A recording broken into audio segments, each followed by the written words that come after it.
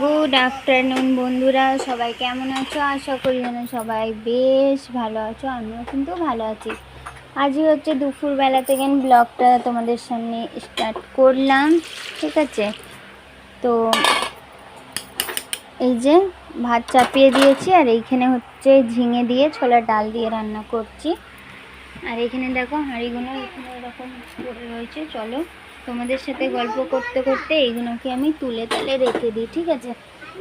তো যাই হোক, আজকে অনেকটাই বেলা হয়ে গেছে। উঠেছিলাম সকাল 8টার সময়। সকাল 8টার সময় বললে ভুল হবে, 7টার সময় উঠেছিলাম। 7টার সময় ঘুম থেকে উঠে কিন্তু ঘুম থেকে বিছুনটা ছাড়লাম 8টা কত হচ্ছিল তখন, ঠিক আছে? 8টা কত হচ্ছিল তখন ছাড়লাম। তারপরে উঠে সব সংসারে জানোই তো, গুছোনো গাছনি মানুষের লেগেই থাকে। তো ওই কাজগুলো বাকি ছিল, তো ওই কাজগুলোকে করলাম। ওই কাজগুলোকে করে তারপরে হচ্ছে চা পানি করলাম। চা পানি খেতে করতে বেজে গেল হচ্ছে কটা বেজে গেল 10:30। 10:30 বেজে গিয়েছিল। তো তখনও আমি শুয়ে পড়েছিলাম, মানে এমনি গা গইরে ফেলেছিলাম, কারণ আমার ভালো লাগছিল না কোনো কাজ ফাজ করতে, সেই জন্য গা গইরে ফেলেছিলাম। তারপরে উঠলাম 11টার সময়। 11টার সময় উঠে তারপরে 11টার সময় উঠে আগে মারিয়াম মাহেরাকে দুজনকে নামিয়ে দিলাম। এটা হচ্ছে পানি আছে, ঢেলে দিই। তো মারিয়াম মাহেরাকে গা ধুইয়ে দিলাম। গা ধোয়াবার পরে হচ্ছে কাজ করলাম, বাসন ধুলাম, কাপড় ধুলাম, নিজে একটু ধুয়ে নিলাম। ধুয়ে হচ্ছে তারপরে ভাত চাপাতে বসলাম। কিন্তু তখনও তোমাদের সামনে আমার আসা হয়নি, কারণ আমার ভালো লাগছিল না, তাই এইগুলো কাজেতে আমি বিজি হয়ে গেছিলাম। দেখতেই পাচ্ছ পানি কাদার দিনকে সব জায়গা যেন পানি পানি পানি পানি হয়ে রয়েছে। আজকে সকালবেলাও বৃষ্টি খুব জোরেই হয়েছে। তো দেখো পানিটা কত দূরে এসছে, ঠিক আছে?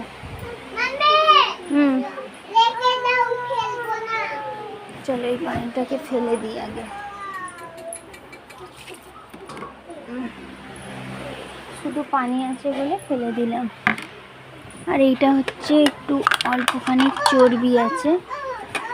তোমাদেরকে তো বললামই যে একটা জিনিস করতে ইচ্ছা করছে গাইস। আর কোনো দিন আমি এরকম করব না যে রান্না করব না, এরকম হবে না। আমি দুবেলারই রান্না করে নেবো, কারণ আমি বুঝতে পারছি আমার থেকে একবেলাই রান্না যেরকম করে হয়ে যায়, যত কষ্ট ফষ্ট করে নিই, দ্বিতীয় টাইম আর রান্না হতে গেলে না আমার প্রবলেম অনেক বেড়ে যায়। তো তার জন্য আর কোনো দিন হবে না যে রান্না করবো না, এমনটা হবে না। তো তোমাদের দাদাভাই কালকে রাতের বেলা নিয়েছিল তড়কা, কেন খাবার তো কোনো জিনিস ছিল না, অল্পখানি ভাত ছিল। তাই চলো আমার ভাত হয়ে গেছে, ভাত বসাবো। অল্পখানি ভাত ছিল আর কিছুই ছিল না, তার জন্য তোমাদের দাদাভাই আবার তড়কা রুটি নিয়ে এলো। না হয়নি, ওপরের কোনো গুছোও দেখো ওপরের কি অবস্থা করে রেখেছে। যাই হোক চলো গাইস, একটু ভাত কষিয়ে নিই, তারপর হচ্ছে এটা যখন দেখাবো তোমাদেরকে তখন একবার আসবো, ঠিক আছে? চলো পরে আসছি। দেখো তো বন্ধুরা, আমার ফাইনাল রান্না ফিনিশ হয়ে গেছে, ঠিক আছে? দেখো ধোঁয়া এত বেরোচ্ছে যে দেখাতেই পাচ্ছি না। এখানে ভাত হয়ে গেছে, এখানে হয়ে গেছে, আর ওরা দেখো এখন বসে বসে মার ভাত খাচ্ছে। তো চলো দুটোই ফ্যান চালিয়ে দিয়েছি, হয়তো তোমাদের ডিস্টার্ব হচ্ছে, চলো পরে আসবো।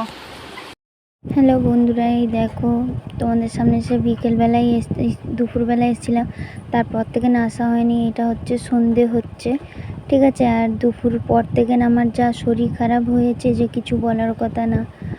রাত 1টা পর্যন্ত আমার শরীরটা খারাপ রয়েছে। তো তার জন্য আমি তোমাদেরকে আর কোনো ভিডিও শেয়ারই করতে পারিনি। যাই হোক, সন্ধ্যেবেলা একটুখানি এসেছিলাম তোমাদেরকে কিছু বলতে, কিন্তু তখনও আমি কথা বলতে পারিনি। মায়ের রানী বলছিল আমাকেও দেখাও মাম্মি, তাই ওকেও দেখিয়ে দিলাম। আর মারিয়াম রানী পড়তে বসবে বলছিল, আর আমার শরীরটা খুব খারাপ, তাই ও পড়তে বসবে বলছিল। তো আমি বললাম ঠিক আছে যা তুই পড়তে বস, আমি এই শুয়েই তোকে পড়িয়ে দেবো। বললো হ্যাঁ ঠিক আছে। তো তাই ও পড়বে বলে ও স্কার্ফ নিয়ে রেডি হয়ে গেছে। আর আমাকে দেখে বুঝতেই পারছো গাইস, আমার খুব যন্ত্রণা হচ্ছে বুকটাতে, ঠিক আছে। বুকে যন্ত্রণার জন্য আমি সেই রাত 1টা পর্যন্ত আমার এরকম শরীরটা খারাপ হয়েছে। তারপরে কখন আমি, মাহেরা, তোমাদের দাদা কখন শুয়েছি জানি না, মারিয়াম তার আগে শুয়ে পড়েছিল। তো যাই হোক, বেশি দূর কন্টিনিউ ভিডিওটা করতে পারিনি। ভালো লাগলে অবশ্যই শেয়ার করো।